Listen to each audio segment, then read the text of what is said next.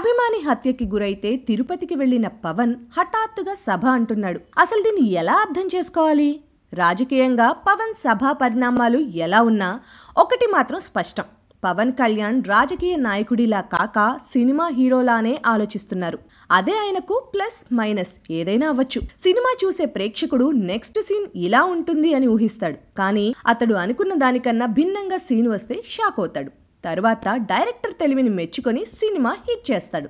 ఇదే సూత్రం పాలిటిక్స్ లోనూ వర్తిస్తుంది అనుకుంటే పొరపాటే. రాజకీయాల్లో అనూహ్య నిర్ణయాలు అన్నిసార్లు పనికిరావు. కొన్నిసార్లు జనం అద్భుతం అంటూ మెచ్చుకోవచ్చేమో గానీ పవన్ లాగా అమాంతం బహిరంగ సభలు వగైరా వగైరా అంటే కొంచెం ఇబ్బందే. పవర్ స్టార్ హీరో కాబట్టి జనం రావడం కష్టం కాదు. బిర్యానీ బీర్ బాటిల్ లెక్కలు ఈ సభలో ఉండవు. కానీ జనం వచ్చాక పవన్ ఏం మాట్లాడతాడు? జస్ట్ 3 రోజులుగా తిరుపతిలో మకాం వేసి చర్చోపచర్చలు జరిపిన ఆయన పెద్ద ఎత్తున సభ ఏర్పాటు చేసి చెప్పేదేముంది? దగ్గరలో ఎలాంటి ఎన్నికలు కూడా లేనప్పుడు ప్రెస్ మీట్తో పోయేదాన్ని బహిరంగ సభ దాకా ఎందుకు లాక్కెళ్ళాలి? అంత అవసరమే ఉంటే బహిరంగ సభలు చంద్రబాబు, జగన్, కేసీఆర్ లాంటి వాళ్ళు పెట్టలేక వాళ్ళు కూడా సైలెంట్గా ఎందుకున్నారు?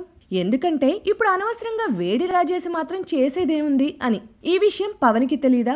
పవన్ ఇప్పుడు బహిరంగ సభ పెట్టడం ద్వారా ఎంత హడావిడి జరిగేలా చూసినా ఎన్నికలు వచ్చేదాకా ఇదే టెంపో మెయింటైన్ చేస్తారా? 3 ఏళ్ల పాటు పవన్ వరుసగా సభలైతే పెట్టలేడు కదా. ఇవాళ సభ తాలూకు వేడి మహా అయితే ఓ 10 రోజులుండి చల్లారిపోతుంది. పవన్ కూడా తాను కమిట్ అయిన సినిమాల షూటింగ్ లో పాల్గొనాలి అంటే మళ్లీ కొన్నాళ్ల పాటు పొలిటికల్ స్క్రీన్ మీద నుంచి అదృశ్యం కావాల్సిందే. ఇంత మాత్రం దానికి అమాంతం సభ పెట్టి సాధించేదేముంది? పవన్ రాజకీయ ప్రవేశంపై ముందు నుంచి పెద్దగా సుముఖంగా లేని విశ్లేషకులు ఇలాంటి బోలెడు ప్రశ్నలు వేస్తున్నారు. కానీ పవన్ మనసులో ఏముందో తెలియాలి అంటే సభ జరిగేదాకా ఆగాల్సిందే. ఆ తరువాతే పవర్ స్టార్ తన ఫుల్ టైం ఎంట్రీ ప్రకటిస్తారా, లేక ఊరికే అభిమాని హత్యకు సంబంధించి మాట్లాడి ప్రత్యేక హోదాపై 4 కమెంట్స్ చేసి స్టేజ్ దిగేస్తారా తెలిసిపోతుంది.